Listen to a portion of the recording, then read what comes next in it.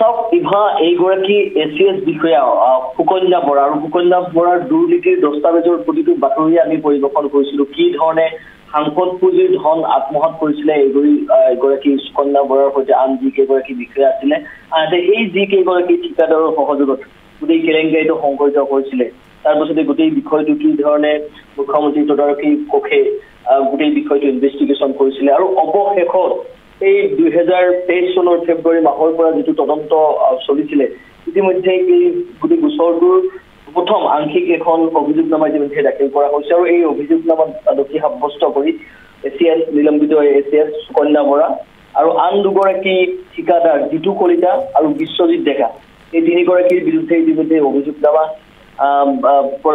প্ৰদান কৰা হৈছে আৰু ইতিমধ্যে এই অভিযোগনামাত কেইবাটাও বিষয় সন্নিৱিষ্ট কৰা হৈছে, য'ত এই বিতৰ্কিত এছিএছ সুকন্যা বৰাৰ যিখিনি সম্পত্তি আছে, পাহাৰসমূহ যিখিনি সম্পত্তি, এই সম্পত্তি আয় বহিৰ্ভূত যিখিনি সম্পত্তি, এই সম্পত্তিৰ সকলো তথ্য ইতিমধ্যে এই অভিযোগনামাত উল্লেখ পাইছে। আপুনি ইতিমধ্যে উল্লেখ কৰিছে যে সুকন্যা বৰা ক'ত ক'ত কিমান সম্পত্তি আহৰণ কৰিছে, ইমান কম সময়ৰ ভিতৰত সুকন্যা বৰা ইমান বিশাল সম্পত্তিৰ অধিকাৰী হোৱা সুকন্যা বৰাৰ ক'ত কি ধৰণে নামে বেনামে এই সম্পত্তিসমূহ আহৰণ কৰিছিল তাৰ তথ্য ইতিমধ্যে এই যিখন অভিযোগনামা আছে অভিযোগনামাত দিয়া হৈছে। তাতে উল্লেখ কৰা হৈছে যে জয়ানগৰৰ যিটো চিণ্ডিকেট আৰ্কেডিয়া তাত এটা বাসগৃহ আছে, আমিনগাঁৱত 119 লেচা ভূমি, মৰিগাঁৱত 2টা ফ্লেট।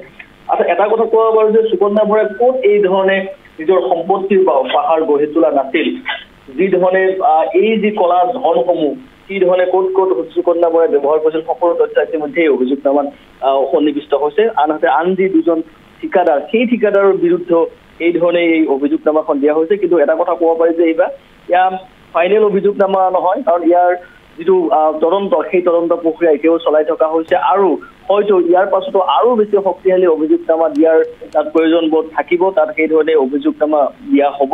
কিন্তু প্ৰথমখন আংশিক অভিযোগনামা প্ৰদান কৰা হৈছে, য'ত কলা পৃষ্ঠা সুকন্যা বৰাৰ কলা পৃষ্ঠাৰ যিসমূহ দুৰ্নীতি, সেই দুৰ্নীতিৰ সকলো কথা তাত সন্নিৱিষ্ট হৈ আছে।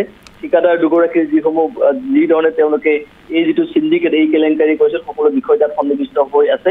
আনহাতে এটা কথাই উল্লেখ কৰিব বিচাৰিছো যে 2023 চনৰ ফেব্ৰুৱাৰীৰ পৰা যিটো তদন্ত আৰম্ভ হৈছিলে আৰু যি ধৰণে ভবা হৈছিলে ক'ৰবাত নহয় ক'ৰবাত এখন শক্তিশালী অভিযোগনামা দিব লাগিব আৰু সেই ধৰণে ক'ৰবাত নহয় ক'ৰবাত ইতিমধ্যে আংশিক এখন অভিযোগনামা দিয়া হ'ল, য'ত কিন্তু সুকন্যা বৰাৰ কেইবাটাও তথ্য ইতিমধ্যে উন্মোচিত হৈছে আৰু সুকন্যা বৰাৰ বিৰুদ্ধে প্ৰথমখন ইতিমধ্যে আংশিক অভিযোগনামা প্ৰদান কৰা হৈছে।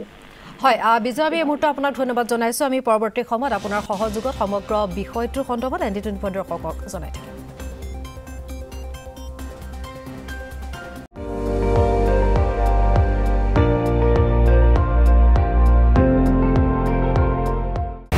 আপুনি চাই আছে ND24, সৰ্বশ্ৰেষ্ঠ নহয়, সৰ্বোত্তমৰ দৌৰ।